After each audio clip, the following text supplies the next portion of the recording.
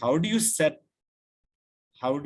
up your way of doing impact evaluation such that you can say, look, this, by comparing in this manner, I think I'm able to get at what my program's actual impact, right? So we'll go through some examples today as well, as opposed to methods, which is however I set it up, whatever my methodology is, I then actually have to collect information, right? And so that ways of collecting information and analyzing it, given some methodology, right? Those ways of collecting is what we are going to be calling method. So, so the usual methods are some kind of quantitative data, some numeric data. We usually have it in some kind of Excel format. It could be some attendance register or some basic information we ask of teachers, or test information which we convert into some marks, right? Some percentages, whatever, right? So these are particular pieces of information, right? And so how to collect such information and what to do with that Excel, with some numbers on an Excel sheet, right? This is the domain of methods, right? But we could also do what are called qualitative methods. That is, the information we collect need not be numeric, and the ways we analyze that information need not be statistical, right? So there are broadly quantitative and qualitative ways or methods of collecting and analyzing information. This is separate from the methodology, which is having some kind of comparison, right? As long as you have two groups which you separately argue are somewhat comparable, except for the fact that one group gets the program that makes them a good comparing. As long as you do that, that's methodology. Now, how you choose to do the comparison, what information to collect, and how to, that's a matter of methods. I'm saying this because sometimes we just automatically gravitate to quantitative, right? We say, oh, RCTs, it's all some statistics or whatever, everything seems to be statistically oriented. And sometimes this confusion comes in, right? So the ways that we think we should collect information is methods. And we often like to also talk to people, do interviews, right? Have other ways of collecting information. So that's separate from how do you set it up and have a comparison group which you think is good enough so that whatever comparison you do, you can say this is the impact of my program, right? That's the methodology part, right? So far we've been last 2-3 sessions, we've been discussing the methodology part, right, of impact evaluation. So today we will do a little bit of that, but also see how to. So, I mean, as you will know, there are you can spend a lot of sessions on just methods, right? Some people are better at Excel or some software, right, with statistics and what are the different ways of analyzing numbers. Some people are good with reading interview transcripts or making sense of, right, what you observe in the field. And so there's a lot we can say generally about methods. So think of this session just as kind of overall setting up. But this is something we can always kind of follow up more. So we will be discussing methods today in the context of impact evaluation, which is different ways of collecting and analyzing information, which set in a methodology which allows us to make impact claims, right? However, the kinds of methods we are going to be discussing, which is just collecting some data, analyzing it, whatever the data is, numeric, non-numeric, qualitative, right, is more generally valid for all other aspects of evaluation. In fact, all other aspects of running a program, right? So to do a needs assessment, which is the design, to do monitoring, which is looking at how implementation is happening, right? For all of this also you need methods, you need ways of collecting information, right? We design templates, we want people to collect information using those templates. Often those templates are not created from scratch, we just take some existing templates, ye sab information puch lo, right? That's something we can separately discuss outside of the impact evaluation, which is what are the methods we should be using in getting information about running our program, about implementing. Right? Because sometimes what MIS systems do is they gravitate towards a certain kind of not so fresh way of getting quant data, right? Just get a bunch of easily collectible data, quant data, rather than what information do I really need, right? So some parts of what we are going to be discussing today are also relevant for other aspects of running the program and evaluating the program, even though today we are focusing on impact evaluation, right? So the reason I'm saying this is also to link with a session Dvitiya had taken some time back about creating indicators, right? How do we create indicators? And I think you've done some small group exercises regarding that. So again, it connects back to this idea of how to collect information and what to do with the information you collect, right? And increasingly, the default is some standard number-based data, but it doesn't have to be.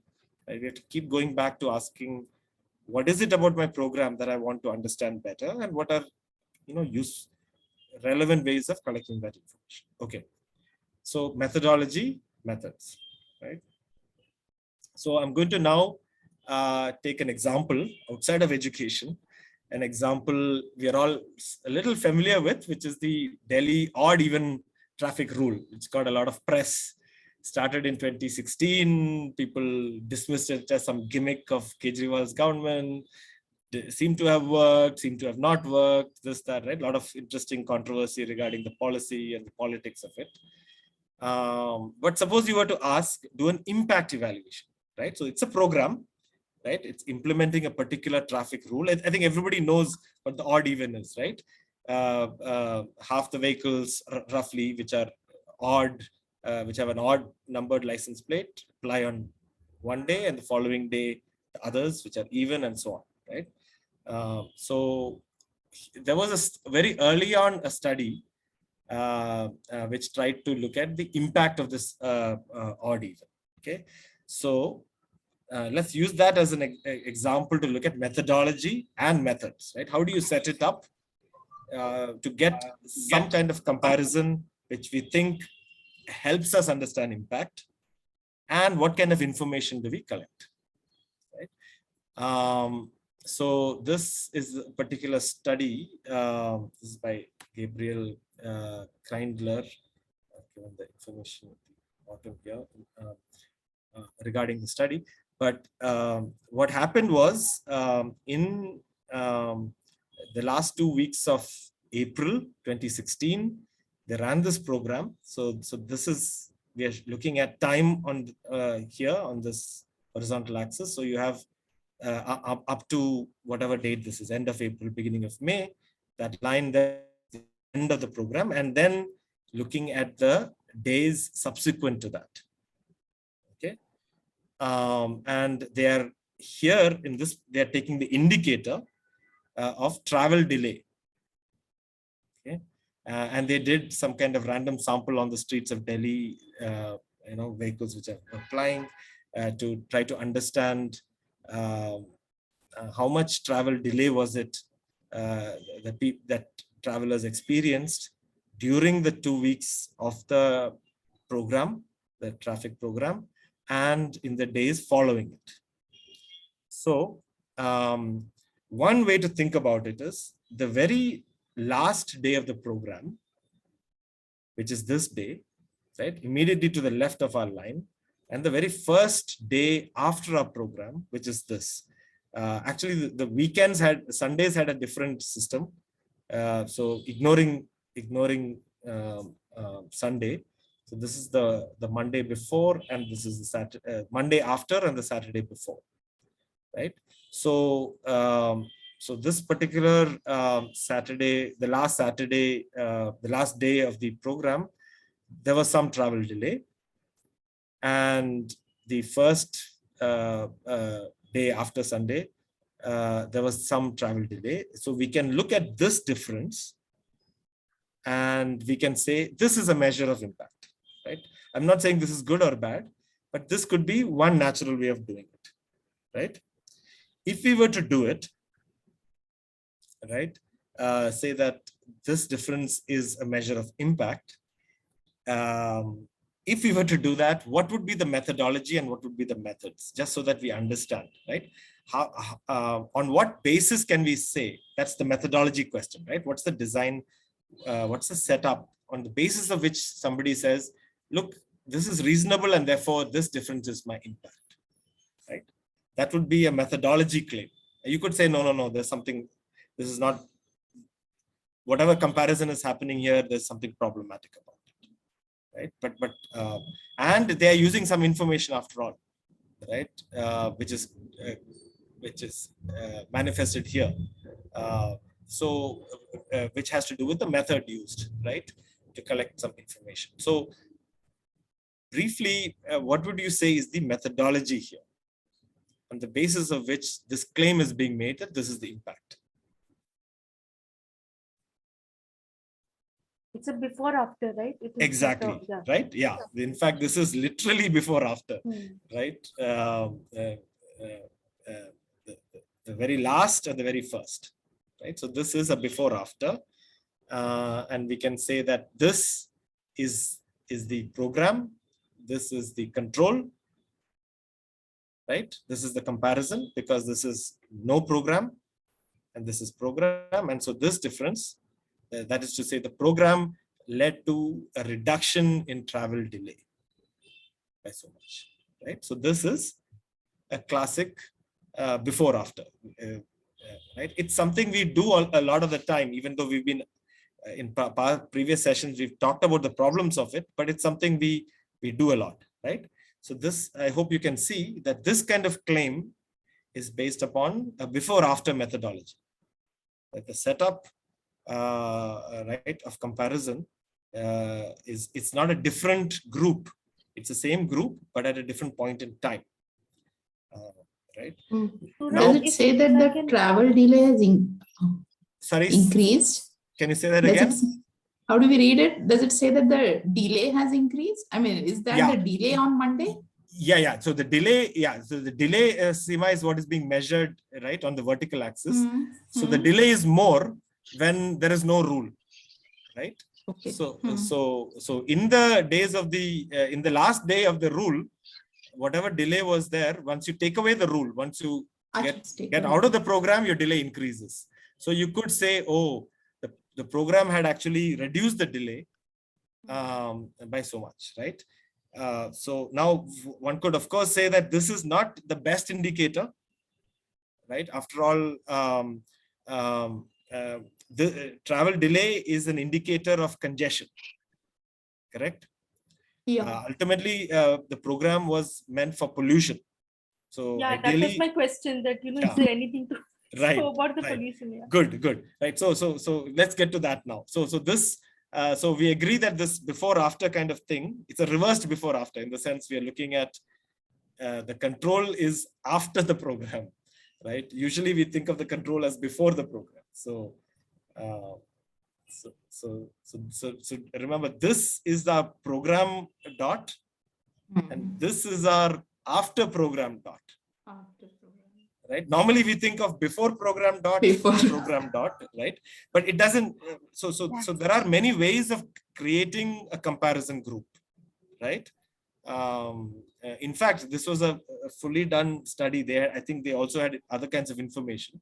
But the point is, if you were to just focus on these two dots, it really is talking about not a different group, but you're generating a comparison by taking the same group when they did not have the program, right?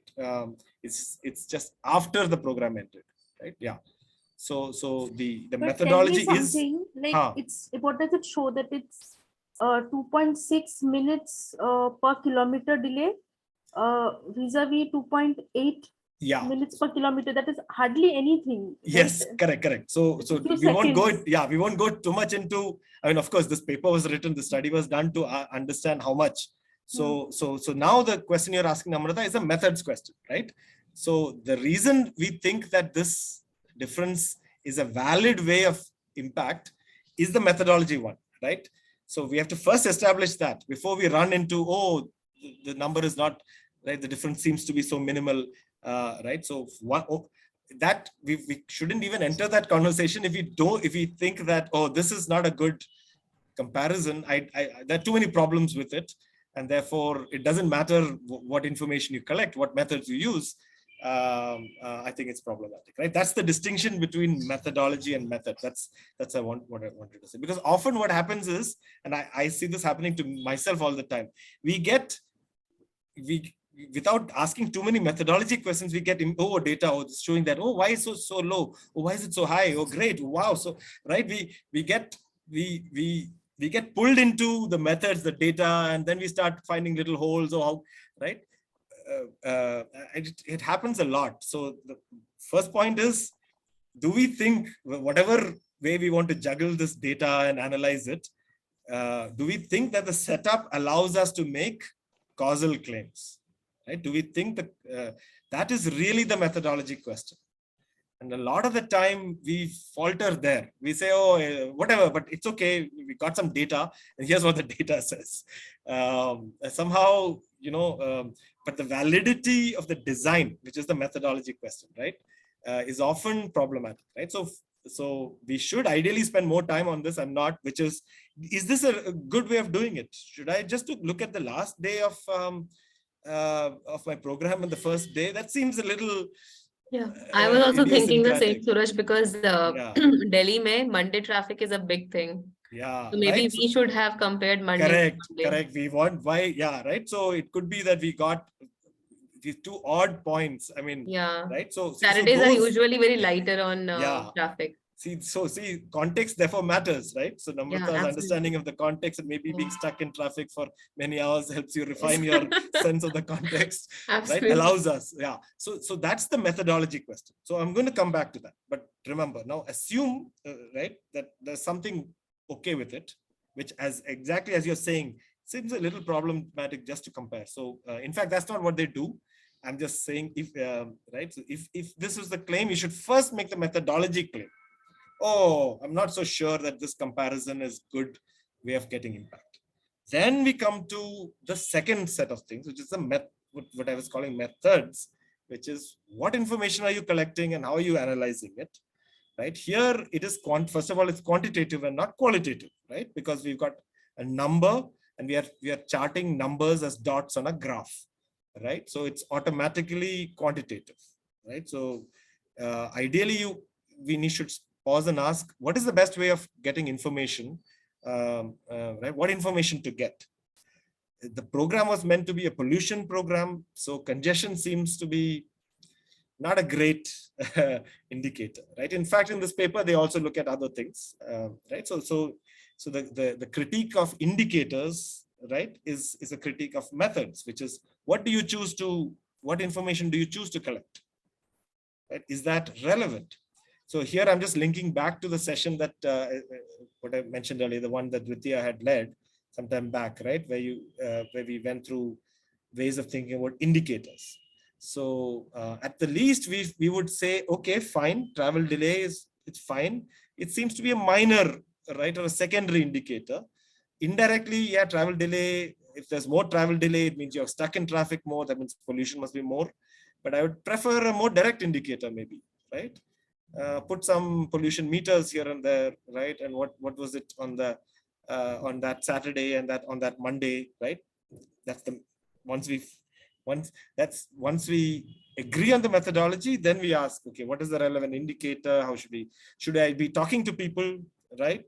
Getting a sense of that would be maybe more qualitative. So all of those things come in. So we have a second set of critiques which have to do with the indicator, which this particular indicator happens to be a quantitative indicator, may not be the greatest, right?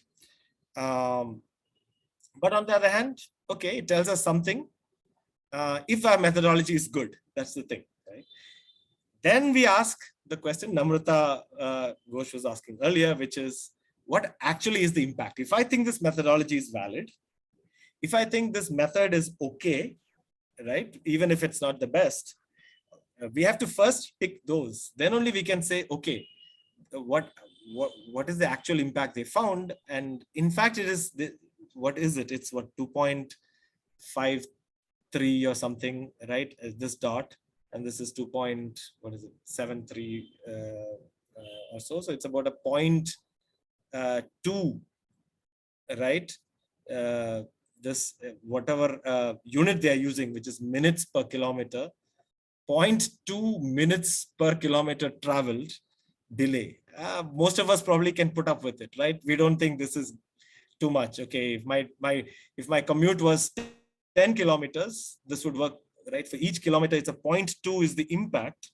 That if it's, so for every kilometer it's 0.2, so 10 kilometers it would be 2 minutes, right? So if you were to tell me, look, I've got this great program, it will reduce pollution, it will reduce congestion. How much? Oh, well, my 10-kilometer daily commute, I save 2 minutes, right? Then you might say, okay, this is not very impactful, right?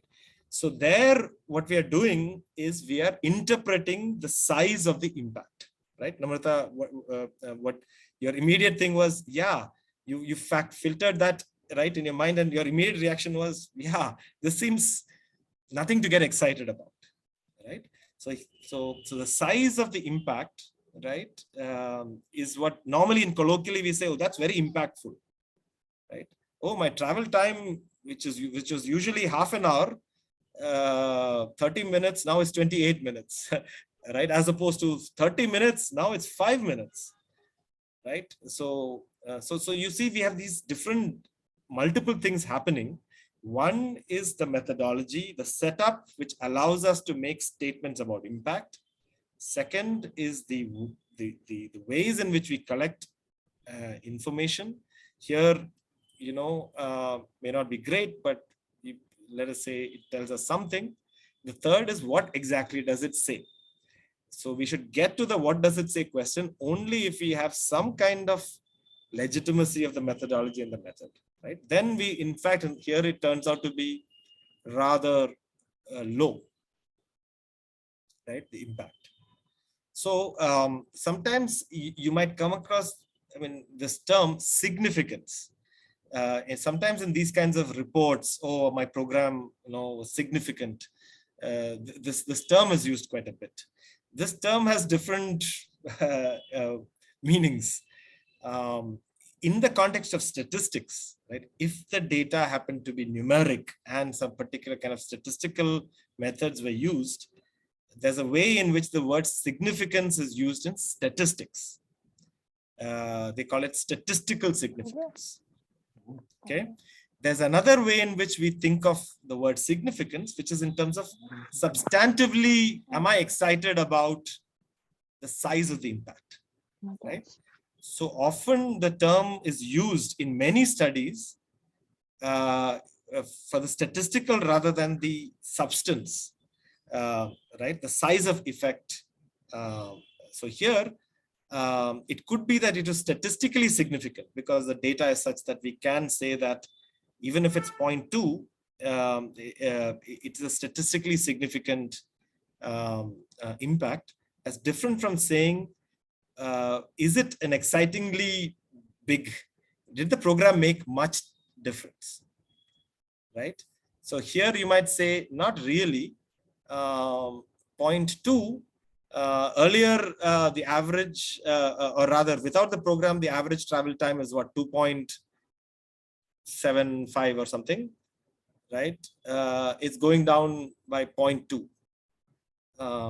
That's a very small thing. So you might decide not to get excited about it. On the other hand, that might matter, right? If you think of all the commuters in Delhi, everybody's saving 0.2, you could say Delhi as a whole, right? So there are different ways of interpreting, right? Is this a meaningfully big result or not, right? What appears small for an individual, right? But then every day, if I'm saving 0.2, you could then say, oh, over a year, I'm actually saving, and so on. So see, that's a matter. There's no formula for that, right? It's a matter of how you choose to get excited about the particular. So all of that, right, is this what I'll call this third phase, which is interpreting whether that impact is meaningful substantive, which is different from how the term is used in statistics to mean statistical significance. Right? So there are different ways of interpreting it. Okay. I want to now go back to this point that Namrata had raised about, oh, Mondays are a little different in Delhi kind of thing, right? I hope that methodology point occurred to everybody. Why are we comparing only these two dots? So in fact, they had got lots more dots. So here you can see that, so the bunch of orange dots, all the days of the program, and a bunch of orange dots for many days after immediately after the program ended, right? So this is a bit better because in fact, I think this idea that Monday was different is true, because that Tuesday, it falls down. On the other hand, the following Monday is also lower. So this could be because everybody was waiting, right? When the program is ended, everybody goes out, right? For that matter, the last day of the program seems to be a bit different from even the previous few days of the program. So you have to be very careful about, right,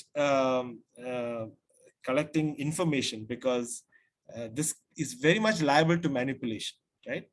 What I had shown earlier, it makes sense to get a fuller picture, right? So why not make all of these my treatment and all of these my control, rather than make this my treatment and this my control, right? That would be the, even though the methodology problem may not be fully solved, but it's better than this, correct? It's better than just taking 2 points. So this is again a methodology question, remember, right? So what we could do, if we go this route, is say, okay, let's take an average of all those days of the program, rather than just this. If you take an average, in fact, the delay, right, is a little more, because many of those dots are a little higher than this dot. And I could take an average of the dots after, rather than just focus on this dot, right? In fact, that dot was a bit of an outlier. The average would be a little lower, right? And then I can take the difference, right? This may be a slightly better way of, from a methodology perspective, right? This may be a better way of establishing impact rather than focus on just those 2 points. There's more you can do with it, but already you're getting a sense of, again, something we've discussed in the previous sessions, right? What is a good comparison is the real question, right? Now, some of you might have another issue with this, which is before, after, we've said there are lots of problems with it, correct?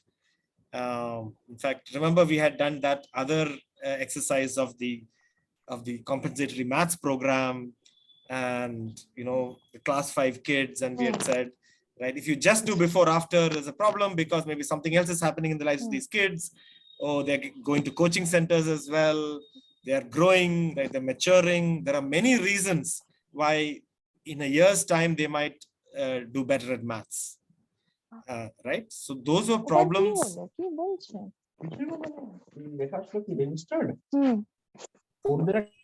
Yeah. So right. So if you remember from that example, because that program, we had a year of running of the program, correct? And we had taken our comparison group there to be 1 year ago, those kids, and our treatment to be 1 year later, right? We were comparing their final exam maths results over a year. So the if you're doing a before after, and the period is substantial, then you run into this methodology problem that many other things might have happened, right, which might have impacted your outcome. And so then if it's a year, as in that example, then you run into this problem of methodology, which is the before after becomes not so good. Here that problem is less, because here this is also before after, right? But here it's not a year, it's a few days. Here we could possibly say, oh, nothing much could have happened, right? Any difference between, let's say, this blue line average here and here must be because of my program, unless you timed it so weirdly that some big event happened in Delhi, right here, there. Also worth checking, right? But your time span is short enough that you can make the claim that your before after is a reasonable way of thinking about comparison treatment. Right? In this case, these dots, after your program ended, you could say it's reasonable. You know, people went to business as usual. The time span is so less between the two that nothing much could have happened. So this is reasonable. As opposed to that maths, compensatory maths program thing. See, most things in education take time to cook, right? You don't expect results very quickly. You could maybe do, at least in terms of learning, you might get quicker results for attendance or something, do some program and, you know, incentivize or somehow motivate some attendance. There are some things which might be a little quicker, but having a sense of how life plays out in terms of time, right, of your intervention, which is of course part of the theory of change, is important, right? But in most learning situations, right, learning outcomes take time, but traffic, right, is different. So here one could argue that before after is a reasonable methodology, right? But it makes sense to take all these dots and all these dots. That strengthens our methodology to make impact claims. We probably could have done better in terms of indicators, right? Have multiple indicators, not necessarily all quantitative. We could, you know, spend some time thinking about what is the best kind of information to collect to know the impact of this program, especially on pollution, but also on congestion. Right, and once we do that, we are in we are then able to see, was this actually impactful, in the sense of, are we excited about how much impact was made, right? On the one hand, you could say point to, you know, for me personally, for my daily commute, you could, on the other hand, say little things add up over time or across lots of people, lakhs of people. So it still matters, right? So there are many ways to interpret impact. Yeah. So I'm going to move on to another example, but let me just check with you on this. So again, just to maybe I just switch that off. So what we are doing is kind of building on our previous discussion on methodology, a term maybe we didn't use earlier, but now I'm making that distinction, which is on what basis, right, of comparison can I make impact statements? That is the methodology question. Create some kind of comparison. That could be a randomized control. It could be a simple before or after. It could be something else, right? It could be a simple before or after in terms of just the day before, day after. It could be averaging it out to get something which we think is better, right? So there are so many ways of creating a group, right? So those are questions of methodology, right? And just to repeat myself, right? We often go straight into some data stuff, but in fact, was it set up to give some kind of meaningful impact claim? That is the methodology question. Then we ask, yeah, you know, were the ways of collecting information reasonable, right? And often we have a bias towards numbers. Numbers are easy to calculate, right? Also because of MIS systems, we increasingly have numbers which are automatically recorded, right? They seem to be more objective. I'm saying seem because all of this can be questioned, right? But there are reasons why we do that, but it's worth asking. Of course, one is funder or other reasons. Often this is not up to us. There are standard templates, but hopefully in this set of sessions, we should also have the freedom to think as to what is best, even if we can't do it. And so the question of methods then becomes central. And ideally, maybe if we have, you know, follow on-site workshop there, we can take up some of your actual programs and see, right? What are the indicators? I think something that Rithia's, that session, right, you'd done, but we can do a lot more of that. Indicators also don't have to be just numeric, right? So what is a reasonable indicator? Time delay, right? Intuitively is not what odd even was, right? So on the other hand, maybe it is hard to get good pollution indicators, which is also the case, right? It depends on so many, so many considerations. Even if our indicator seems pretty indirect, maybe that's the best we can get, right? But all of that needs to be checked. So those are all issues of method, right? And that will give us some kind of impact statement. The third is to make sense of that impact statement. In this case, for the odd even, if you believe that methodology was sort of okay, and the method is sort of okay, I'm saying sort of because I think we can do better, but okay, it does. Then we ask, what do you actually get? Well, you are estimating impact to be 0.2. Is it a big impact, a small impact? Does it, is it impact big enough for us to, so if somebody takes this odd even impact to some policymaker and says, on this basis, we should make odd even permanent, right? What would we say? Oh, this is not much. I think we should go back to Punjab farms, stubble burning, some other thing, right? This is, right? So that's the kind of question about, is this impactful? On the other hand, we could say, this is, it looks small, but actually, you know, if you aggregate it in different ways, this matters, kind of thing. So those are issues of interpreting it. Right? Those are three things. Now we'll go on to some other examples, but I just wanted to pause just to check with you.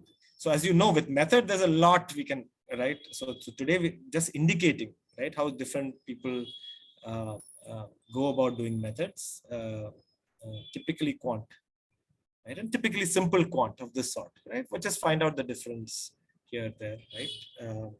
There's no big mathematics or anything like that happening here, right? We're just looking at the difference. Are we doing okay? Okay, then shall I, yeah, too early to take our break, and I'm liable to forget about it. So do remind me. I'm going to charge into a second example then. And this is about our TAL, teaching at the right level.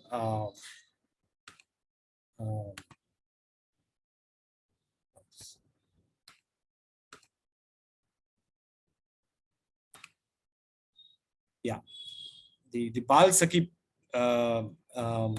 part of TAL. If you remember, one of the things that initially was tried by Pratham and evaluated by JPAL and so on was this Bal Sakhi program, where they provided this extra teacher, you know, who would work with kids who are having difficulty in the regular class. And they tried different versions of this in different places. So I'm just going to present a table information from one of the earliest such programs, which got published in one of the RCT studies. This is from Baroda, and that also they did multiple years for the first year of their Baroda program. Okay, now it's an RCT, which means automatically you know what the methodology is, right? Here they've generated the comparison through a randomized process. Now, their randomization was interesting for this particular Bal Sakhi, because one of the usual criticisms of RCT is ethics, or you denying some people not. They actually had an interesting way of handling that. So I'm not going to get into it so much because today we're focusing on methods, but some of the ethics criticisms of RCTs are slightly misguided. We have to, like with everything, we have to go into what exactly they did and how they did it. And so there's a lot there. But this particular program, as it happened, they had a very interesting way of ensuring everybody got the intervention, even though you're denying it to the control, right? So how do you do that? So they had a layered way of doing it. But anyway, it was a method. The methodology was RCT, and RCT as a methodology allows us to make impact statements because you're generating a control randomly, right? So on average, your control must be somewhat similar to your program group, right? Because you can't be sure, but good chance because you're randomly generating, right? So yeah. Let me pause there to check. is everybody comfortable with the idea that an RCT generates a valid comparison group, right? Because that's what we were discussing in the odd even, right? Or the Monday before, oh, why not take a few days before, after? Nothing much must have happened. It's just a few days after all, right? So that's a reasonable way of comparing, right? All that entire discussion. How would we do that discussion for an RCT? So you go in and you have a bunch of kids, and you decide to randomly pick some kids and give them a Balsaki, and the others in that same bigger group become your control, right? That's what an RCT is. You have, let's say you have 1,000 kids, and you randomize which of those 400 or 500 will get your treatment, and the others who could have come to your treatment, but by the luck of the draw, they didn't, they become the comparison, right? That's the core of randomization, right? Everybody had an equal chance of being in the program group, but only some actually do. That's how the coin toss, right? Everybody has an equal chance, kind of thing. So because of the logic of the coin toss, according to RCT, you generate a group which is on average similar. Right? That's the whole intuition and logic of the RCT. I forget now whether we've discussed that, but we might as well. So I just want to check in with everybody. That's the methodology, and do you see why that methodology can give impact? Because if you don't believe that, then nothing else follows, right? Then you shouldn't look at the methods and the whatever impact they find, because if you have an issue with the methodology in terms of its ability to be able to measure impact. So yeah, just checking in. Is everybody okay with that? I think there's a chat message. I think that's the best solution available. Yeah. Now, okay. Now, so that's where it gets complicated. Is it the best or not? It's certainly. Yeah. So I'm saying even without be the only solution that's available. Okay. Yeah. Well, it's certainly a good solution, right? I mean, whether so. I mean, so there's a lot of debate over is it the best, other, and so on. But the intuition is that everybody could have been in this group or that group. So on average, these two groups must be similar, right? That's the intuition. And that seems pretty good, right? So as Seema and I think Namrata is saying, everybody agrees on that. There are different ways of generating valid comparisons, including before, like in the odd even, maybe the before after could work in particular circumstances. But if you randomize without knowing the context, you probably can say it's okay. It's the logic of randomization more than the logic of context, which is driving your validity, right? So it looks like everybody's okay with it, with the methodology, in terms of its ability to give valid statements of impact. That's the methodology part. Then the question is, what methods do they use, right? In this particular study, they did use tests which were converted into numeric scores, okay, which is the most standard, I think, but not the only way. That's what I wanted to just say from before, right? Ideally, with every program and with every evaluation, we should think of what is the best way of gauging impact. The most common way in these kinds of situations is to give comparable pre and post tests, which then get converted into number, right? Tests don't also automatically mean numbers, but we convert how a student writes on a test into some kind of count. We give some marks, some numbers. We somehow total up those numbers with some weights, and then we finally end up with one number for each kid, right? So it's not the only way of doing it, but it's certainly the most common way of doing it. Okay, so here's what they find. And this looks like a lot of numbers on this table. What we're going to do is spend a few minutes understanding this. This is from this article, Banerjee, Cole, Duflo, Linden. and analyzing. This is one of the early education RCT papers which got a lot of attention and which sort of launched this TAL idea, right? And then they went on to do more TAL programs and more evaluations. So I'm just taking the very first year of the first edition, so to speak. So let's one of the intentions in the next few minutes is that we all are comfortable reading these kinds of tables, because in evaluations, some version of these kinds of tables get presented, right?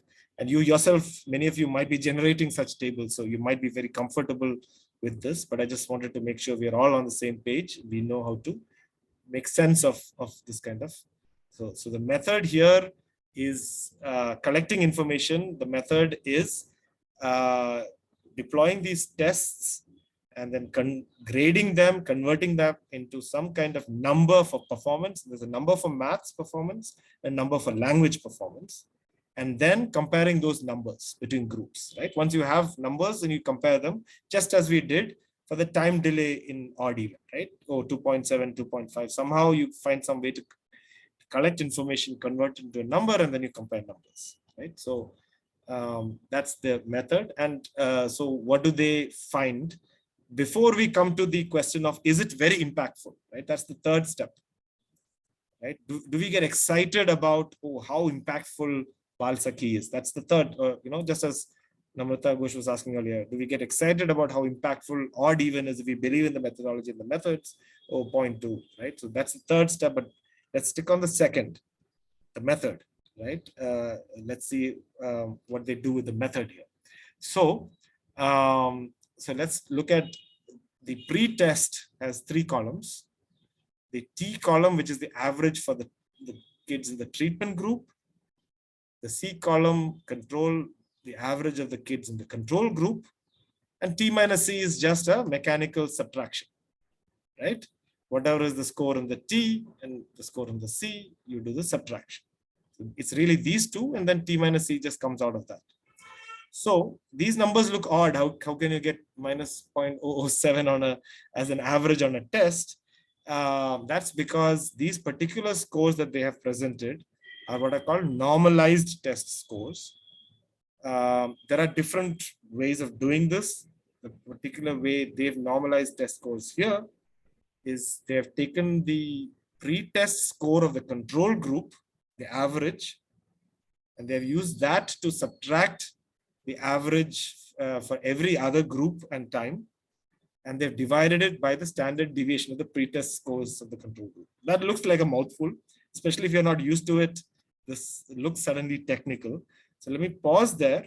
We'll talk about what they do. By the way, you could have done it without normalizing, right? Suppose you could convert all their scores into some percentages, and you could say, on average, treatment group maths, their pre-test scores were 45%, and so on, right? We could have done that, but they've chosen to convert the scores into a normalized test scores, right? This is often done, but not always in these kinds of methods. So wanted to check in with you. Is everybody, do you know what this normalization is and why it's done? If it is, then I can skip this technical bit. Otherwise, we can spend a little bit of time on it. A little bit of time on it. Yeah. As to why it's done, I don't know. I can't understand. Okay, yeah. Okay, so why it's done and what is the doing, right? Yeah. So let's take the why first, maybe. It's a mechanical thing, the doing, right? I've just put it here in this line. It's yeah, it looks a bit much, but it's just subtracting something, dividing something, right? You're just playing with the numbers, but the purpose, like I said, it doesn't always have to be done. Some people don't like to do it. Those who do it for the reason that you can interpret the final numbers, which is the difference in treatment and control in the post-test, by comparing it with, how big a difference it is compared to how it was earlier, So it's the reason for normalizing is it allows us to make comparative statements of the non-program situation. Okay, because if we didn't do that, then you would end up by saying, oh, there's a 13 percentage point improvement between treatment and control, right? Now,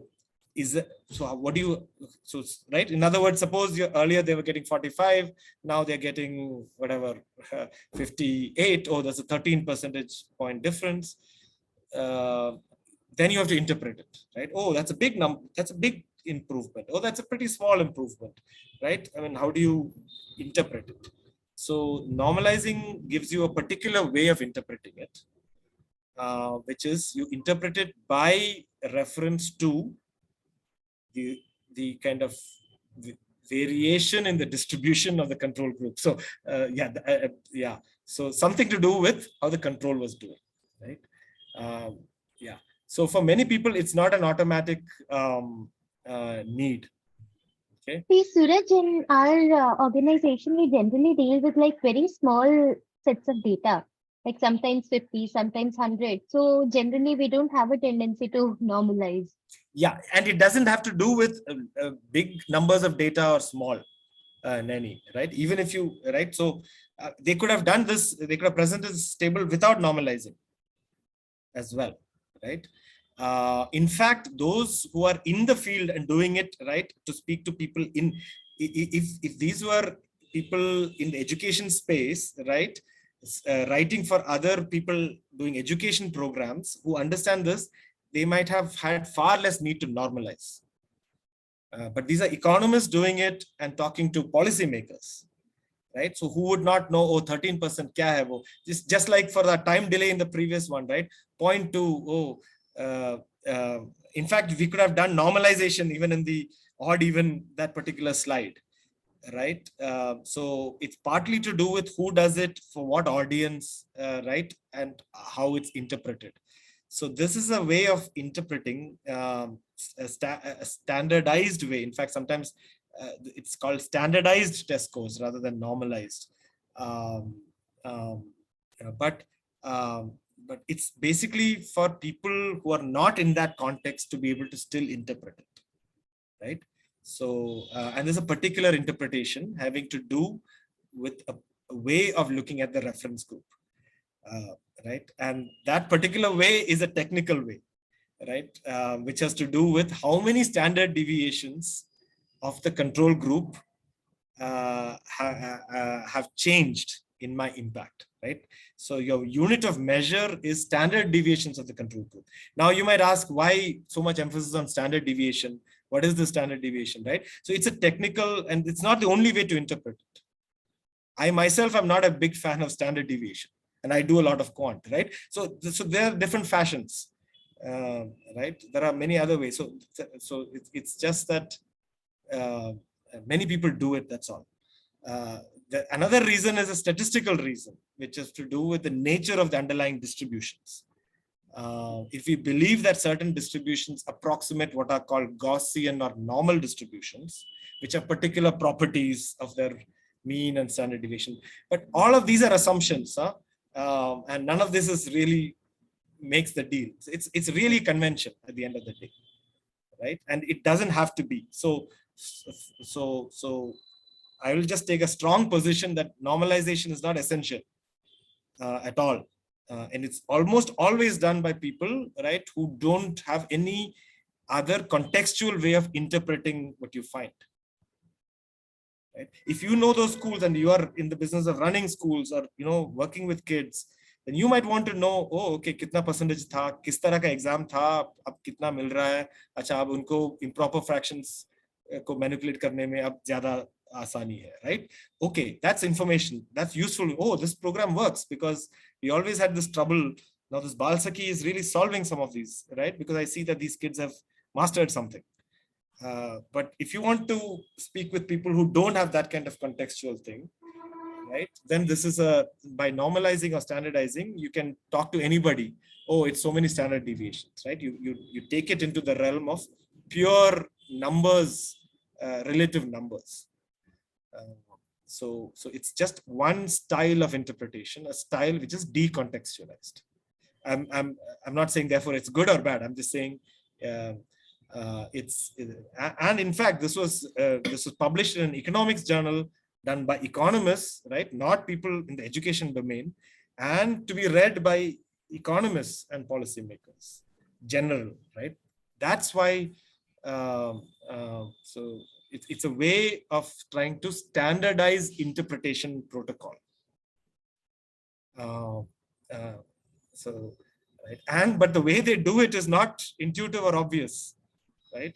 Why do we take units of standard deviation of control, right? Now, do we want to take something about control? Makes sense, correct? If you want to measure, oh, control was doing this, how many times more, right? That much makes sense. But why standard deviation of control?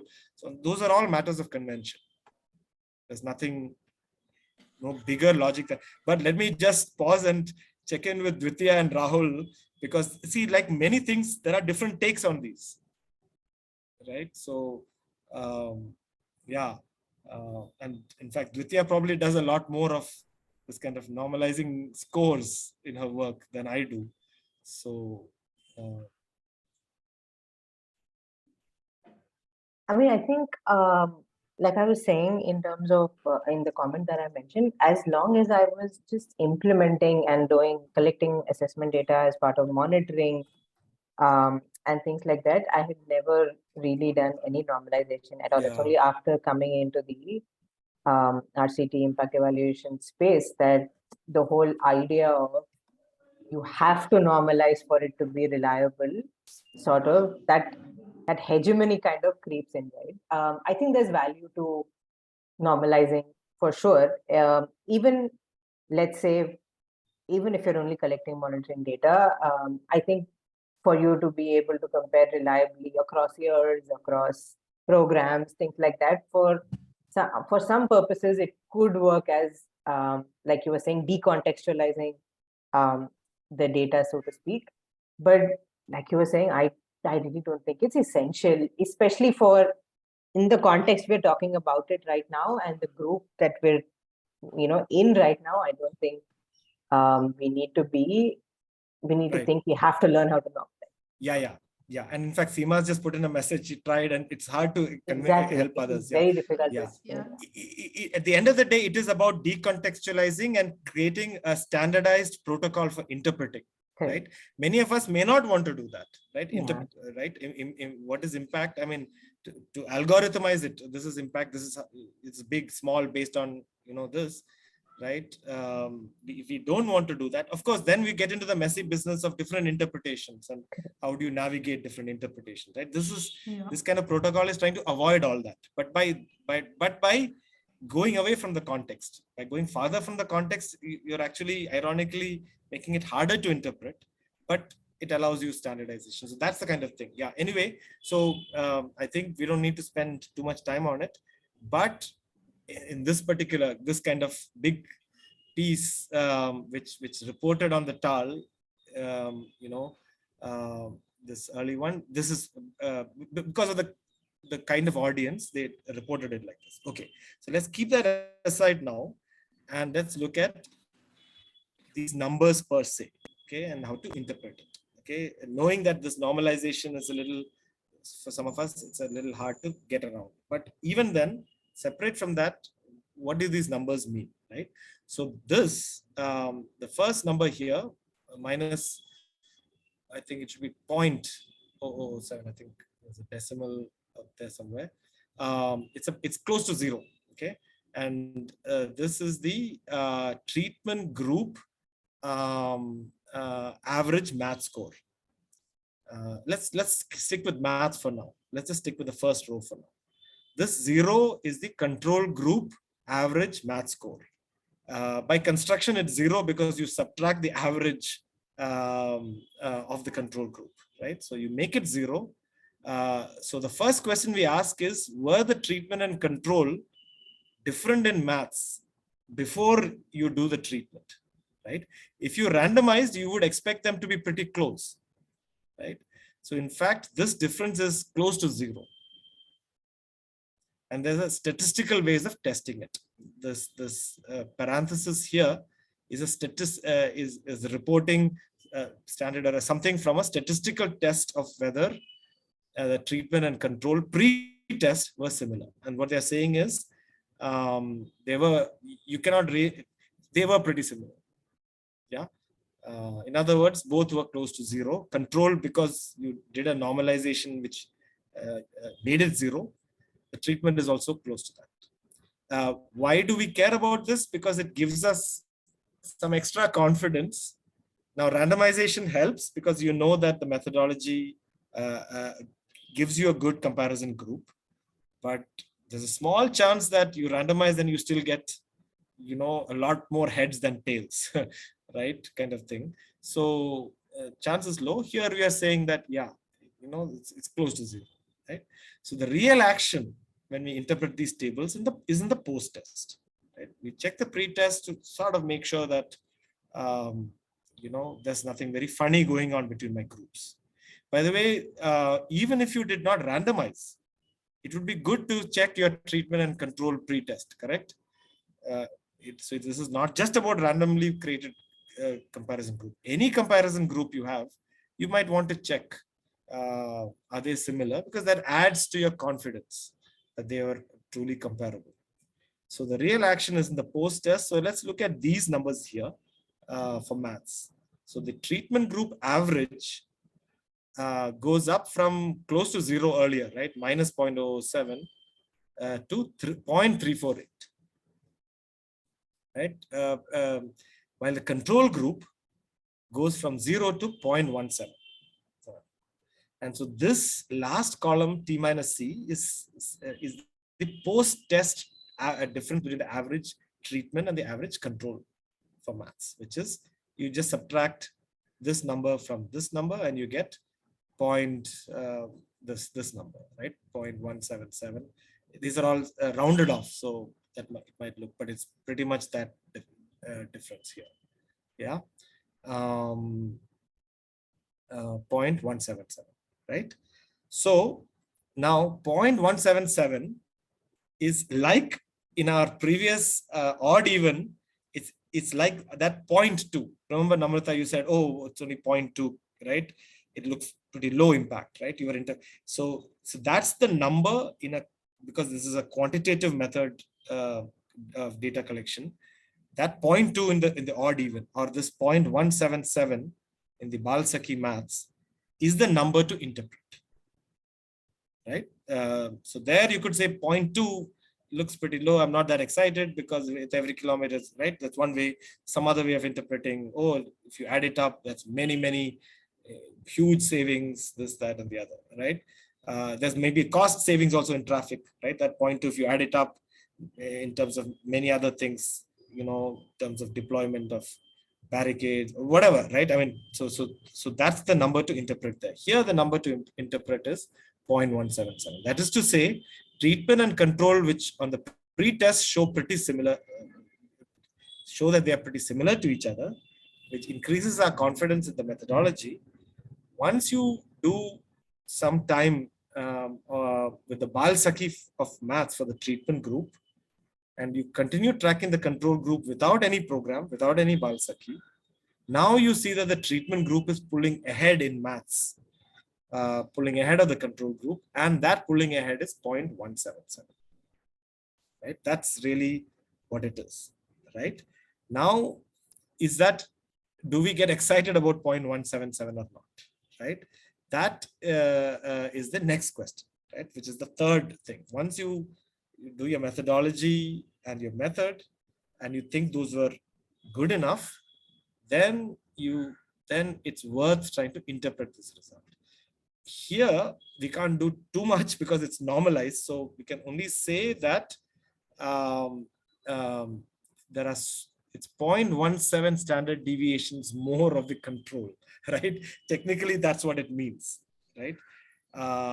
In many interventions, getting a 0.3, 0.4 of the control is seen as pretty good. Okay, so there's a art to interpreting these things. So this would be seen as okay, not bad. But unfortunately, because it's normalized, we have to still rely on the normalized test scores. But let me just cook up some numbers and just to show you that interpretation is very contextual. Suppose I think the numbers I had earlier was control group is, what was it, 45% math score post-test, and the treatment group is 58%, right? So you subtract them and you get 13 percentage points. Suppose now you're all running programs, right? So you're familiar with programs of this sort to help kids improve their math scores. So this particular program run by Pratham of Bal Sakhis in Gujarat, suppose I were to tell you that here I'm completely making up the numbers, yeah, just to see how we would interpret it. Suppose I were to tell you that the control group on, so they both started with, let us say, 35%. Okay, both had about 35% pre-test, right? Now, control group went from 35 to 45% on average, and treatment group went from 35 to 58. So therefore, the difference between treatment and control, which is 58 and 45, is 13, right? The T minus C is 13 percentage points for maths. Now, what does that mean to us? Would you be excited about it? Would you say, oh, it's only 58? I mean, I can think of programs which can really bump up math scores more. I'm not that excited. Or would you say, oh, 13, after all, they were only control group, which is what the treatment group would have ended up as, presumably, right? If you didn't do the Bal Sakhi, they're getting 45. So we are saying that if you did not have the program, you probably would have ended up like the other control schools at 45. But instead, you're ending up with 58, 13 more. So, right, those are the numbers now to interpret, right? So, of course, one could change the numbers, but we have to now have some other barometer to know what is an exciting, impactful, right, substantively significant result. Would you say that 13 percentage points in this context, right, where others are getting 45, you also probably would have got around 45 on average, but you're getting a 13 percentage point bump from over that up to 58, which, because of the nature of our methodology, allows us to say it's causal, right? It's because of my Bal Sakhi program. Would you say this is, wow, a biggish result, or would you say this is sort of lukewarm, or would you say, yeah, any program will give you some small, difference is pretty small, right? How would you interpret it? So just to stick with the hypothetical numbers I'm giving, 45, 58, and the difference being 13. Yes, Seema, please. Here is where the beauty of normalization will come. In case you plot the chart, right? Plot the normal distribution for such data. Once you have the average calculated and the standard deviation, you would specifically say for math schools. I'm just taking some random numbers there. You can say that if you calculate sigma 1, that typically 68% of the population lies between this score. Or you can also say that, X percentage have significantly lower scores, and, Y percentage have significantly higher score. I mean, you can calculate the top scorers, or you can calculate the the bottom segment as well on a single chart, right? And to add to it, it also shows you the curviness, what is the central tendency of the data. If say on a max score of 25 marks assessment, if your average is somewhere around 6 or 7, right, and your standard deviation would show that sigma 1 is 68% of the people have a score of 6 or 7 plus minus the standard deviation. So if your standard deviation for that is say like 3 or 4 points, then we know that 68% of the population is going to get marks between 2 to 10. So that gives a different indicator to the, or a different perspective of looking at it. Here, if you don't normalize, here you can say, post-test, these things have improved by, 13 percentage points. But what does that 13 percentage point mean to every individual? And what is the tendency of that data, central tendency of data, or what is the frequency of somebody, getting that score? So that is something which you will not get if you don't do normalization. So by the way, the normalization, you have to make lots of assumptions which may not be true to do all that. For example, the 68%, yeah. Most distributions are not normal. So no, an ideal would be that, but it is plus minus something.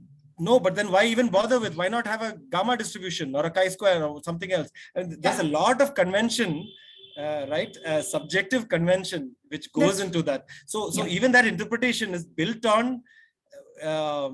It just is a standardized protocol based on convention is all I'm saying, and many people have criticized that, right? As so, but I agree with you that it has got a kind of a track for interpretation, but that track itself is a highly hard to justify that track. Justify like that, you use the number 68.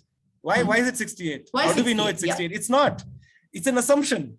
Yeah. And you can never prove it. If the curve is a perfectly normal curve, it will always be 68%. Yeah, but we can never know. You can never know. Not how much of of data you plotted collect. It might come to 72% also. No, but if you actually plot, doesn't make it the population. See, you're only.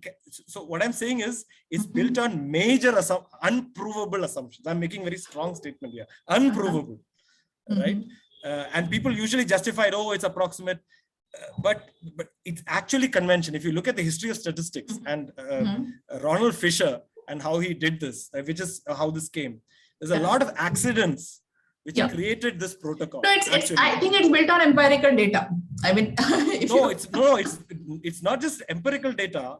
It's based upon, okay, so this is another discussion we should have. Another discussion, right? Maybe we can because I fully agree, and because I also practice a lot of this, but it's based upon often unknown assumptions, right, about the world, right? So it looks more objective, right, than it is. But certainly, I think you're making an important point that there's a statistical way of interpreting, which gives a protocol which is based upon assumptions. That's where the tricky part comes. The assumptions are often so problematic that maybe we should not use that protocol at all. Right? Because that protocol is not universal. How do you know that in Vadodara, these government schools, that protocol is valid? That cannot be known, right? And why you use the normal distribution? There's nothing great about, and so on. So there's a lot but once you put that in, then, and that is the beauty of that method, exactly, that it gives you a protocol, it gives you a standard interpretation, right? Then we don't need to fight over interpretation because it's so many standard deviations, this, that, right? But now I'm and one representation suppose we don't gives do you a end-to-end this thing. Yeah. You can do an end-to-end interpretation against, Yeah, but the danger is we then stop discussing how valid that protocol is. And where does this protocol come? We are all just taught that and we all just follow it.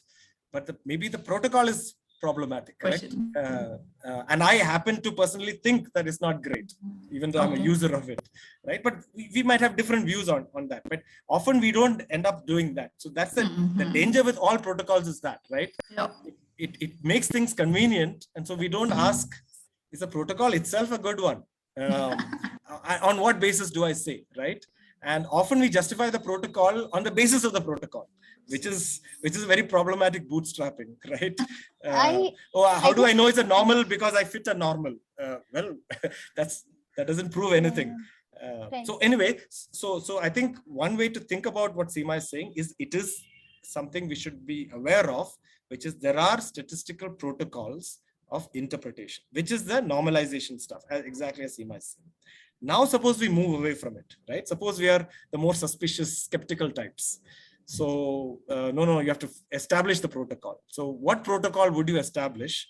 Going back to my numbers, right? Control group post-test on average. It's a distribution as Seema is suggesting. The average of the control group. Remember, in this particular table, they're only giving us averages. And they're giving us estimates of standard deviations, right? For the differences. So just stick with averages, right? We are all familiar with averages. So again, going back to control group, post-test average is 45. Treatment group post-test average is 58. What can you say? You could say, look, every percentage increase in math scores is, I know it's so difficult. I'm spending years. So for me, 13 is big. On the other hand, you could say, oh, routinely we get much better. This is nothing, right? This is hardly, right? It all depends on how you, where you come from, right? What frame you put to interpret it. So that's what I'm asking for you, for your work, you know. Now, suppose this were to happen in one of the schools you're working with. Right? I don't know that context, but you know that context. Would you be excited about this? On average, treatment is 58. On average, control is 45. So now we don't have the protocol, the statistical protocol, which would have told us something, as Seema is very rightly saying. If you don't have it, what would you do?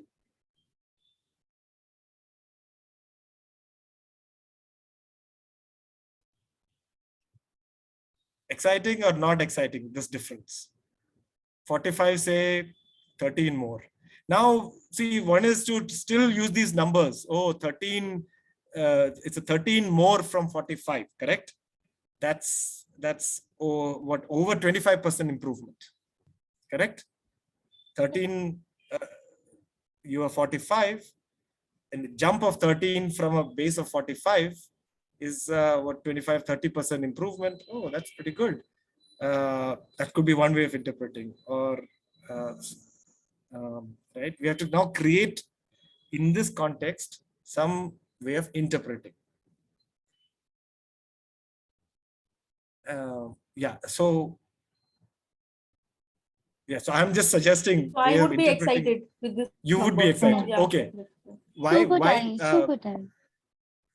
Why? Because you think a 13 percentage point improvement on kids who are scoring 45 is a biggish deal. It's enough for you to convince a funder or to run your own program. Yeah. Because this is a good way to improve math scores. If in fact this program is giving you for kids at 45,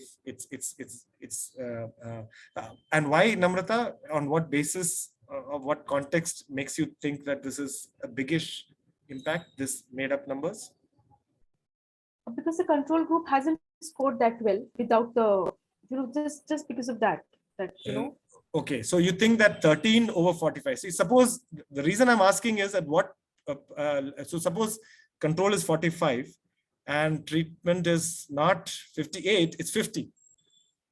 Then I wouldn't be that happy. Now it's only a 5%. So how much jump will it take for you to say, oh, this is a biggest jump, right? I mean, so I was how do we probably create that? thinking because, up till 40 something is like B grade, and, those grades are made, of percentage, those rank, from 40 to 45 is some grade. So I think there's a movement in grade. There's a shift. They probably but that's a bit arbitrary, right? Yeah, that is arbitrary. Yeah. It looks good because you happen to hit a threshold, but should we pay that much attention to those arbitrary thresholds? I don't know. Like again, 58 is near 60, which again we say is like a first class or something. At least you're moving towards that. Yeah, it's a good chap, right? To the extent that chap matters, right? Because you get it on your certificate and it matters. Especially imagine this is some board exam or it's a higher second division or something. Yeah, so a few marks this way, that way, suddenly the chap is different, and that can make or break somebody's future in that way, right?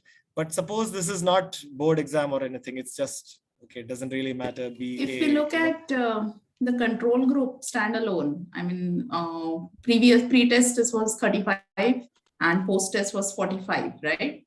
So that also is an improvement of 22%. Yeah. So as I was making up the numbers, I deliberately made 35 just to say, because even in their normalized test scores, the control group, went from by construction 0 to 0.171.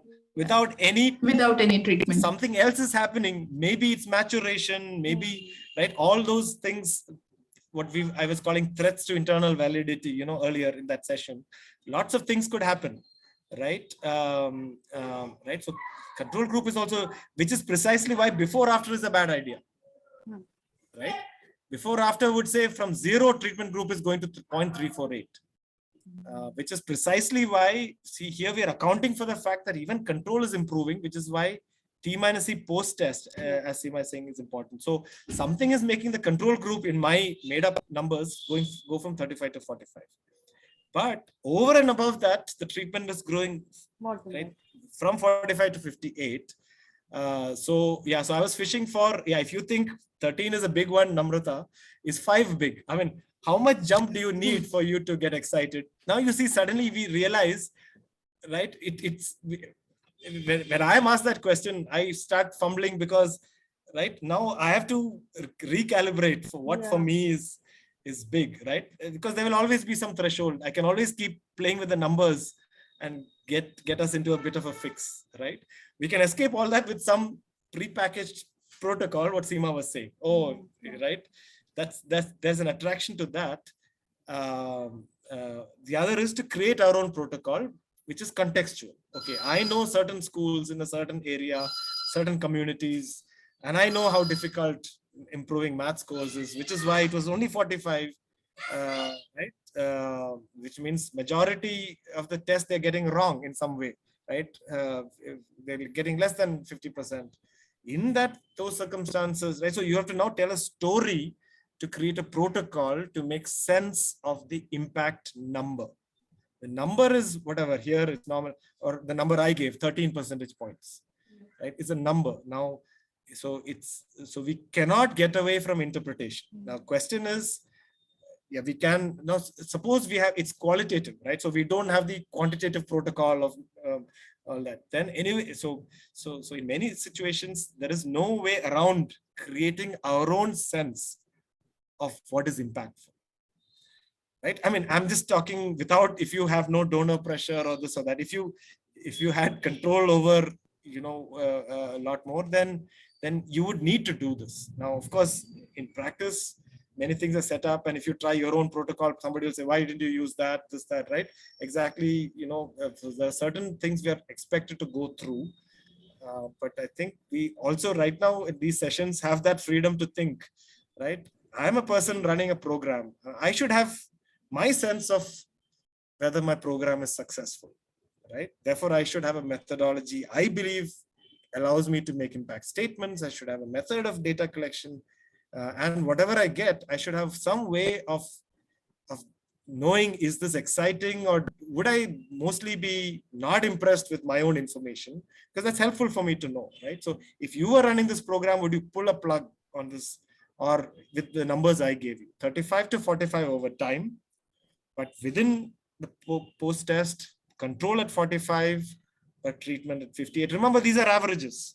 Some, right, there are distributions underlying this. Some kids are doing better, worse, but on average, treatment is getting 58, while control is getting 45. Or would you instead say, I'm going to stop my Bal Sakhi and I'm going to find out what's happening in the lives of these control kids, which is making them go from 35 to 45, and I'm going to push that up. I mean, there are many ways to react to this, right? Dutya, please. Yeah. So the thing that struck me as soon as you asked the question, is 13 enough to get you excited, and all the conversation around is 13 enough, is 5 enough, right?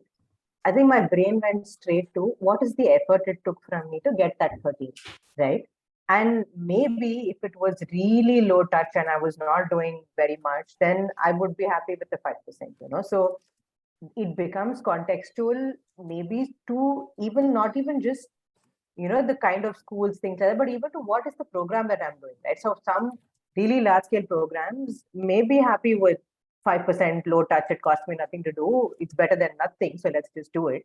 But if I'm like investing a lot of energy and time into this, then of course you want maybe a higher percentage, right? So a lot of this, like you were saying, is about what is the program, where is the program, how do you interpret this? And even just across Vikramshila, maybe 13% is okay in some programs, but not in some others, right? You want higher in some others possibly.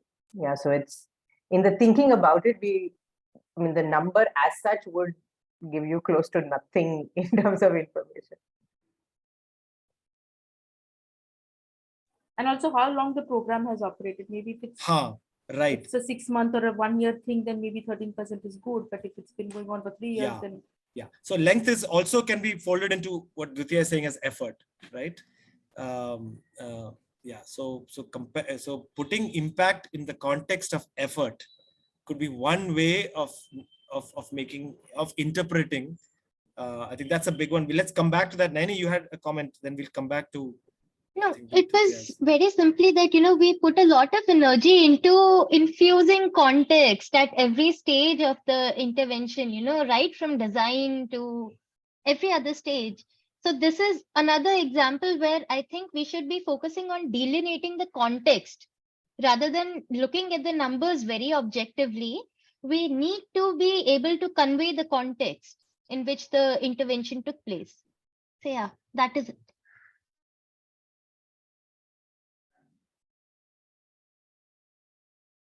So of course, there's a lot of work, which is why we often like to have other protocols which are more objective, right? See, so imagine a policymaker and you have to pitch this, right? Which is the kind of thing that this particular piece was written for, right? Who don't know all the details of your context or even education for that matter, right? Somebody is deciding some budget somewhere far away, right? And there's lots of different programs in different domains, education, health, this, that. Within education also a bunch of things. Now, from perspective of that kind of policymaker, how do you choose what to get excited about, right? Then you need to feel the need to put everything into something which makes them comparable, right? Oh, you're 13% in this context. Well, don't give me all that. I need to compare that with, I did a health program for women in somewhere else, and I found that improved reduced morbidity rates. Now I have to decide on all that. So now so we have to have some way, or forget that, even some other education program, right? Now we can't have all, so we have to decide which one is more exciting. So we have to find some way to compare impacts across programs. Then we are in trouble with this kind of contextualized protocol business, right?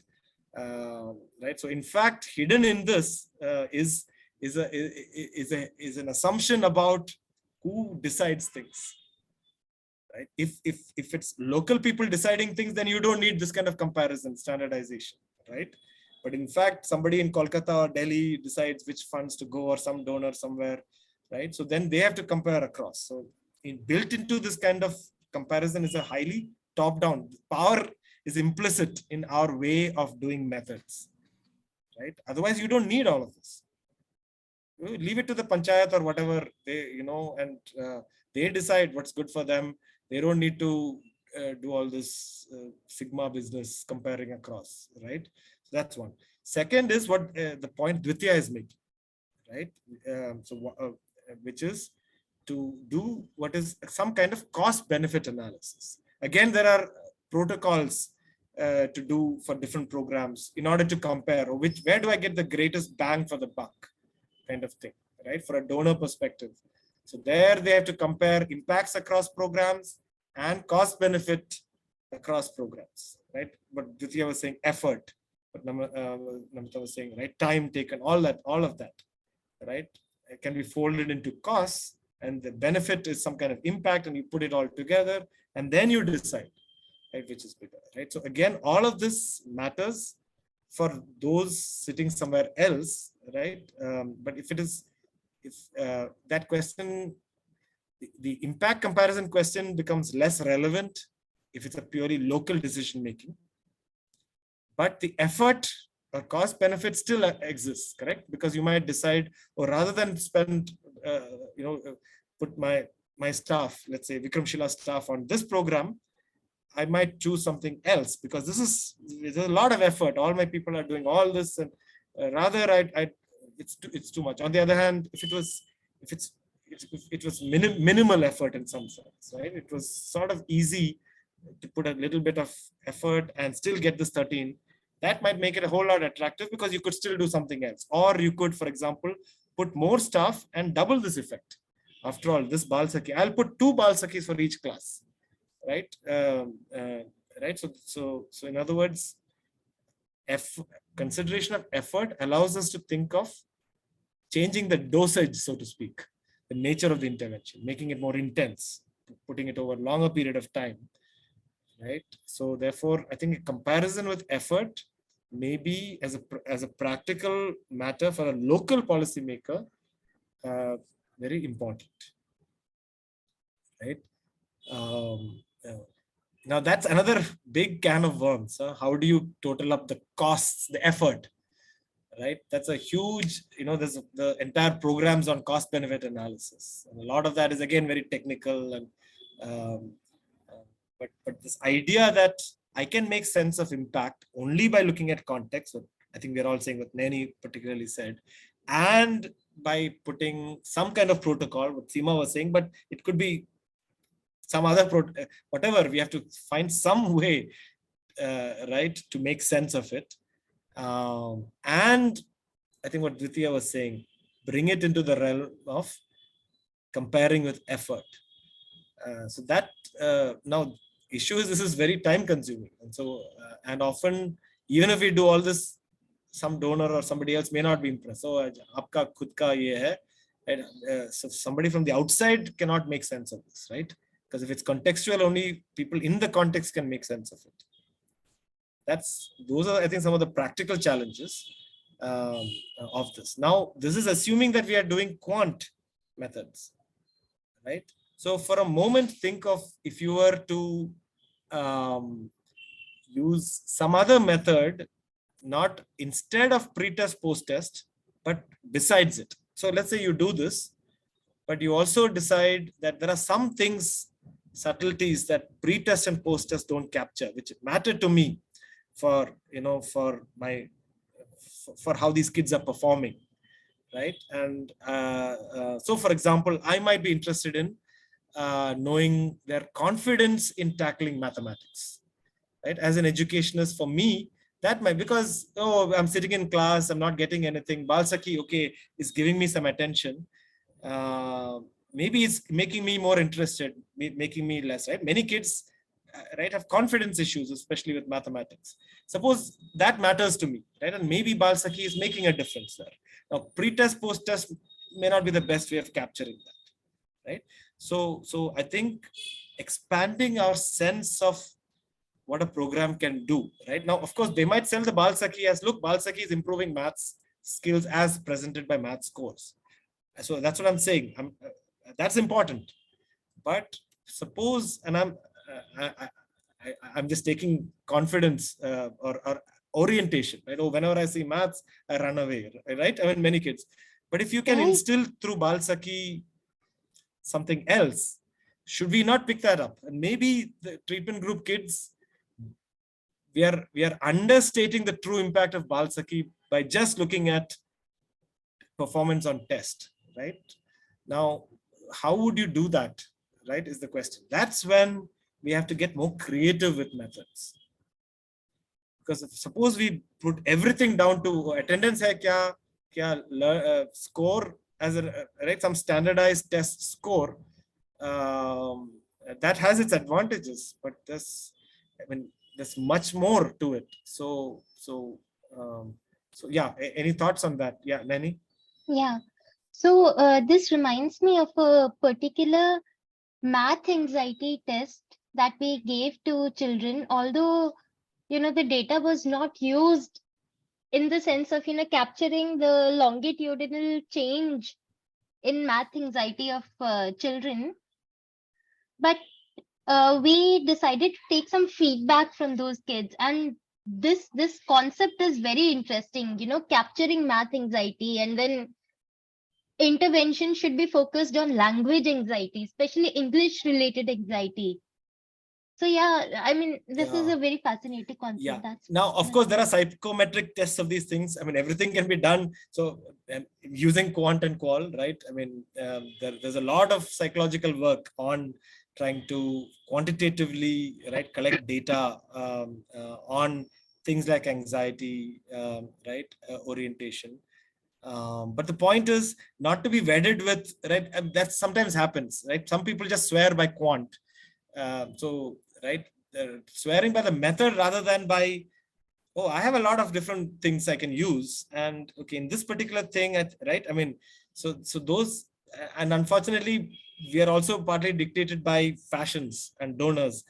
Oh, everybody thinks quant is somehow, I don't know, more objective, or I don't know, it sells more, right? So, but those are the kinds of things which I was hoping that an organization like Vikramshila can also discuss, right? And take it to donors.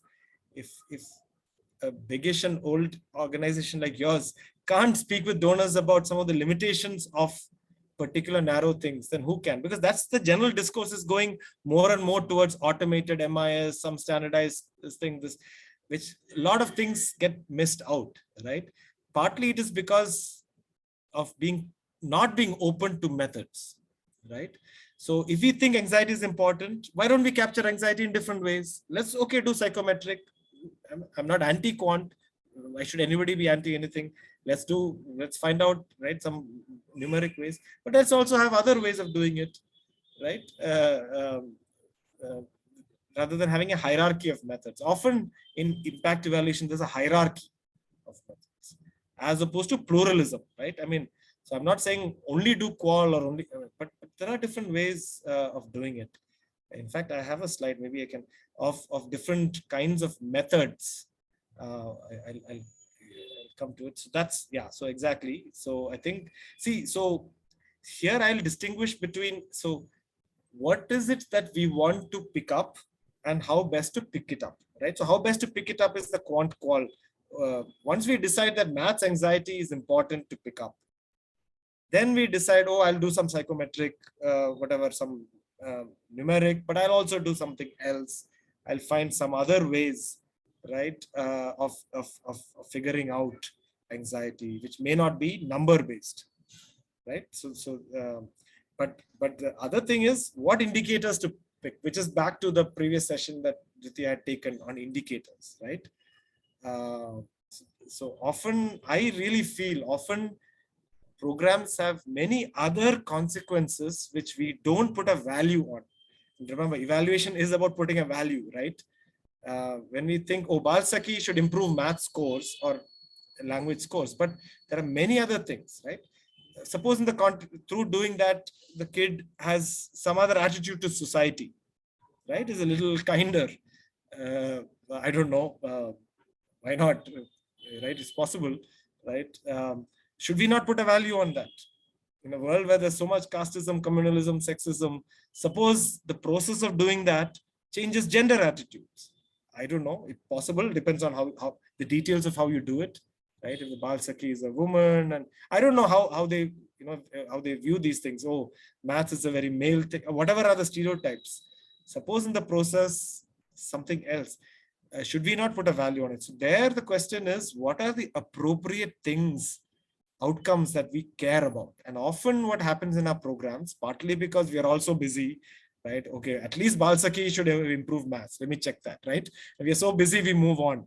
Without and donor, everybody is also sort of in that space, rather than thinking, what's happening to the child, right? What is their entire 360-degree sense of what's happening to the child? There might be many other things, right? Maybe at home, the child's relations with others at home is changing because they're also happy. Acha, math score, acha hai, maybe dant kam pad raha hai, yeah. I don't know. I'm just saying there are so many things which we often don't pick up, right? Because we are so, and then how to pick them up, quant qual, right? I think partly the busy of implementation, I think, takes away from our ability to really step back and see what all is happening. So I think it's often useful, I feel, in programs to take that step back and ask, what are ways in which my program might be impacting these kids and their families and the teacher for that matter, right? I mean, impact may not be just on the child. Maybe on the regular class teacher. Balsaki coming might reduce the anxiety of the regular maths teacher, because, right? And should not all of these things have some value, right, in an evaluation? That's sometimes for practical reasons we can't follow up all that. But that's where I think a good theory of change, which asks what all might happen as a result of my intervention, besides the more obvious thing. Sometimes those indirect things might have greater value. So yeah, so that's one. And the second is, of course, what methods to use, which is sort of what we started with today's session with. What methods to use is never obvious. There's, I think, often a bias towards easy number-driven things because there's a certain cachet, so people think it's somehow more valid. There are protocols, right? What we were discussing earlier, all of that. Somehow it's made in such a way. But so I think one is to continually rethink, right? What am I picking up impacts meaningfully by doing this? And then, of course, is the interpretation. Do we leave it to some protocol? Often we can't, right? Depending on method. If you use some statistical methods, there are protocols, but there are also other ways of doing it too, which we can work on. And certainly, if it's qualitative, there are protocols even for qualitative, but they tend to be less universal. And so therefore, then one is really pushed to understand the context. So I think these are all considerations. Many of these may not be relevant because of the reality of implementation, backdoor, going from here to there, not being able to, Seema was saying earlier, right? It's hard to justify normalization to any, all of these things is hard to justify. So you end up going with some received ways of doing. I find that quite a bit. I think structure makes us that. So, but I think these kinds of sessions, this is a useful opportunity to remind ourselves कि कभी-कभी थोड़ा space हम बना सकते हैं, even if it's small. At least that's my belief. So Seema has a good point in the chat box about not just focusing on the average, right? By focusing on, there are other things that we can learn even in a numeric or a test format. And again, this partly depends, Seema, on, I think, the background of the people. You know, I mean, so if you're an educationist, you will ask more of these questions. I mean, they were economists speaking to a different audience. So for them, the average was sufficient because their framing was different. But for you, if the framing is really, I want to know who's doing better at which part of maths, where is it that treatment control, which kinds of questions are they all kind of flunking in some way? That means Balsaki is not helping. Which kinds of maths is Balsaki actually, and maybe it's impacting boys more than girls, more this, that, whatever. I mean, we can start drilling down to understand that, right? And I think that's something we can do even sticking with the quant format, because there's a lot more information in your test than the average that you're ending up with. Correct? It's a travesty, you know, to just look at 58, 45, acha, bada 13, right? This, and so Seema is pointing to some of that in the chat box. Compare number of students scoring 0 on all, right? Who is it? And there might be some even in the Balsaki, right? After all, it's a distribution, even with an average of 58. So finding some, so those are the protocols that we can create, right? Even within using test data. Then, of course, other things which our test may not be picking up, but which actually Balsaki is doing. So that's where we go beyond test, beyond, attendance, right? So there are many things which might matter because it has other impacts. So you can see how all these things start getting connected very quickly, right?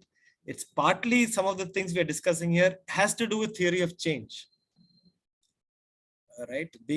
Having a sophisticated theory of change which allows for imagining all the different ways in which these kids can be affected, right? Besides their specific math skills, right? So anxiety, relationships, joy, many things might matter. So that a good theory of change should at least point to it. then we can figure out indicator kaise nikalna hai, quant karna hai, kaise karna hai, qual chahiye, and then comparison. See, if you have numbers, it's easy to do some subtraction between treatment and control, right? Like we did. But suppose you don't have numbers, right? You chat with kids in each group, right? I have a sense. Now, how do you convert that to an impact statement? It becomes more complicated. So since we are going to be running out of time soon, let me just quickly show you. I just have a slide for just the different kinds of methods, which, you know, I had a third example, which I'm not going to, but we just come to the methods, right? Just listing of the methods, just to show you there are many ways in which we can collect information, right? So this is different from methodology, remember, right? I just want to make us, right? So once you have a setup which allows you to make valid or believable impact statements, how do you want to, right, get data to make those statements? So you have quantitative and you have qualitative, and you will see that many of these things are not strictly quant or qual. You find that many of them are actually interconnected. One is structured survey, right? This is used a lot.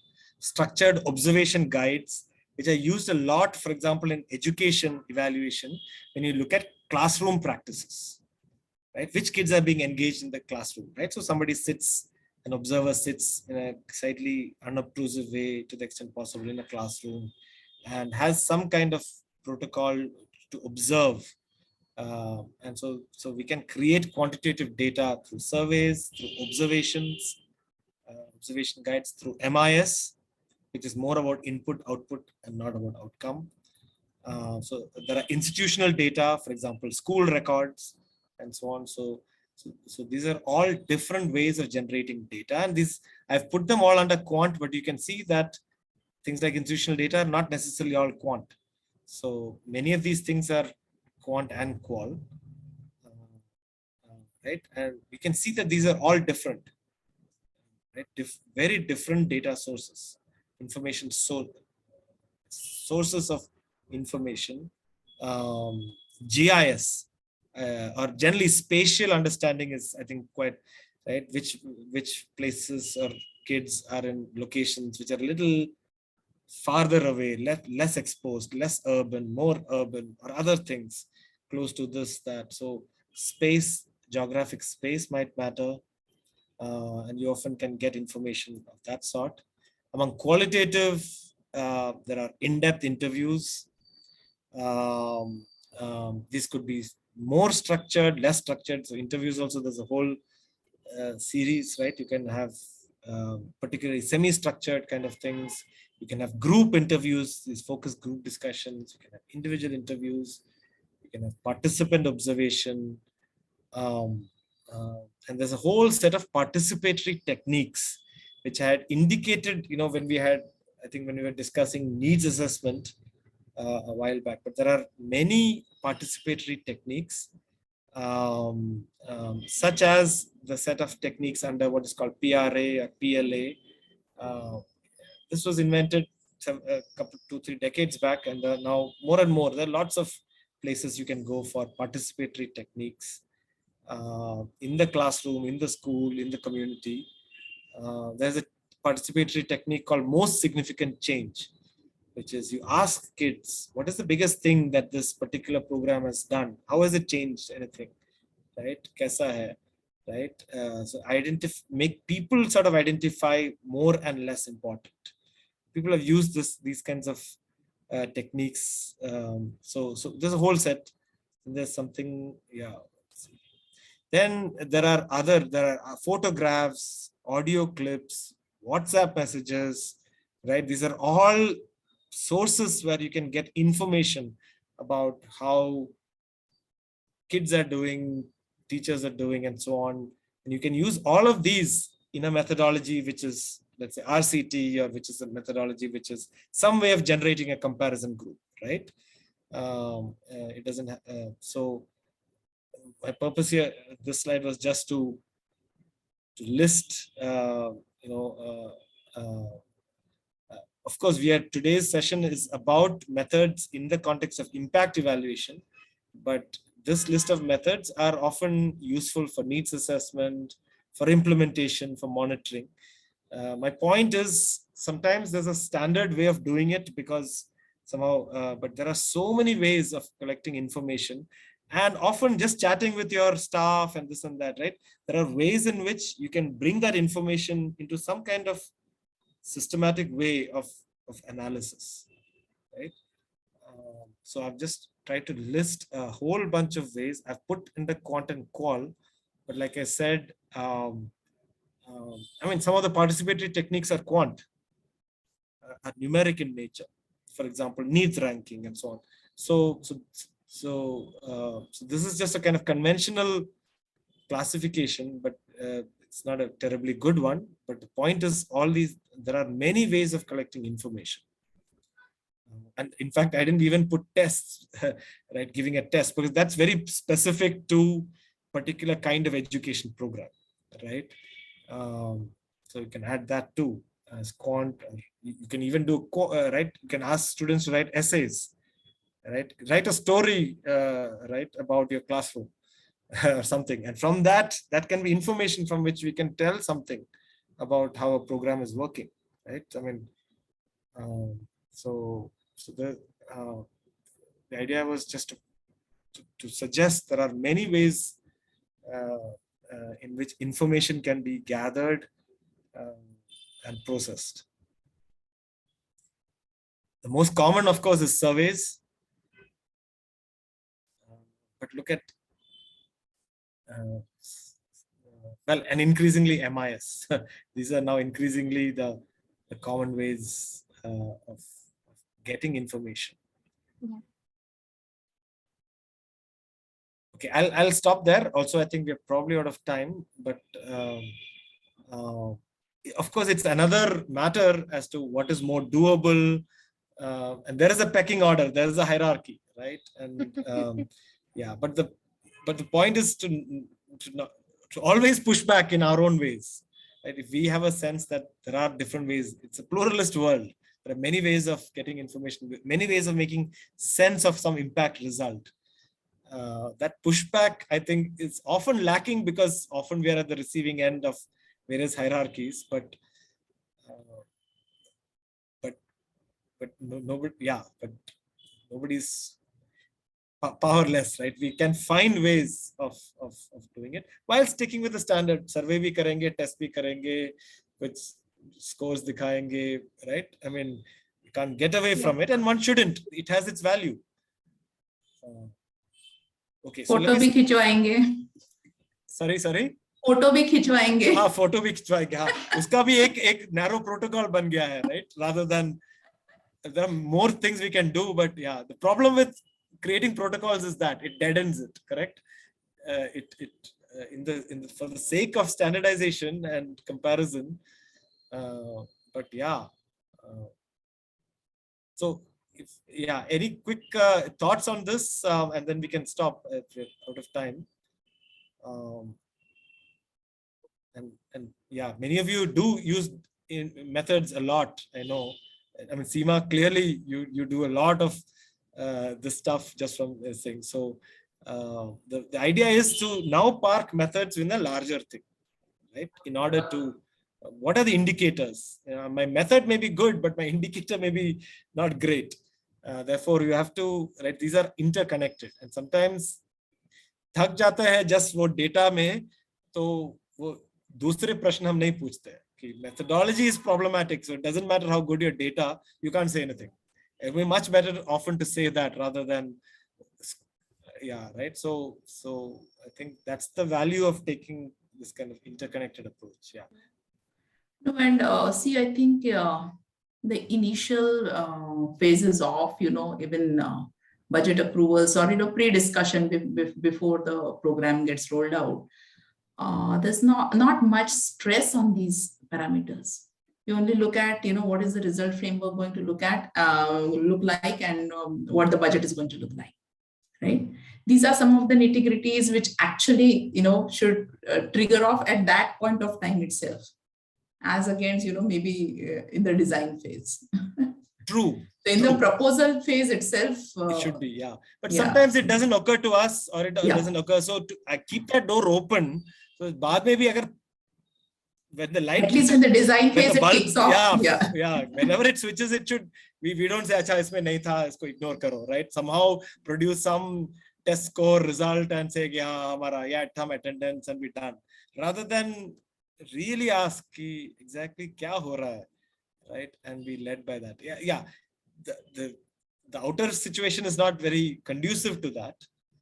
Question is, can we still build it even if donor doesn't ask or this or that, a little bit for our own integrity, right? And then slowly push back. That's the kind of longer term project. It's hard as implementers. It's hard to do. And then I think the point Vidya made about interpretation has to be in the context of your own program and its functioning, and therefore effort and what it takes to implement, right? So yet another layer of context, therefore, which often is ignored in the external protocols, right? So yeah, we'll end it there. Dvitya, do you want to come in on this? I actually just have a quick thing to say. When you were saying it's hard as implementers to think about like different things other than the basic things that we look at for impact, it's also hard as evaluators because there's so much pressure to stick to a particular format, right? So I think the approach that implementers could adopt is use it in monitoring, right? Use things like this in monitoring, that nobody is sort of pushing back in terms of, it doesn't necessarily have to amount to impact evaluation, right? Use it as outcome monitoring, like process monitoring even. And then you can, if you're seeing things there, then you can push it into your results framework, so to speak, right? But in that way, the culture of looking beyond just what is most obvious gets sort of infused into the organization, and you can then start expanding it to like also educating donors a little bit. I think someone has to do it. So yeah. Yeah, and what this requires a bigger discussion. Hopefully we can have that kind of discussion in person, whenever the workshop, if it happens, because that's a big one. And what would that imply, what Dvitya is saying, for the specifics of Vikramshila, right? What are the spaces where some of this can be done? I would be very curious to know.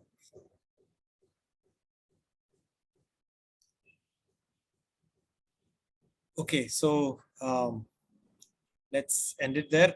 We are meeting next week, I think, right? Or will you confirm later? We'll confirm. Yeah, we'll get a. It's better to confirm. Yeah, we'll get a sense from the participants. Yeah. Sure.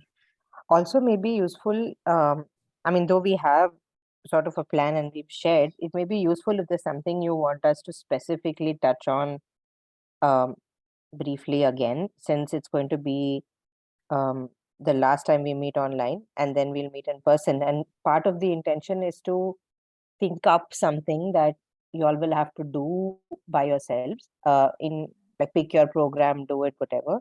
And then we will sort of discuss it when we meet. And you should also be able to reach out to us individually if you have any concerns trying to, sort of practically apply some of what we have opened up in these sessions. So if you can also internally speak about what would be, if there's anything that would be most useful to do, like touch again a little bit before we take the break, then it would be good for us to know.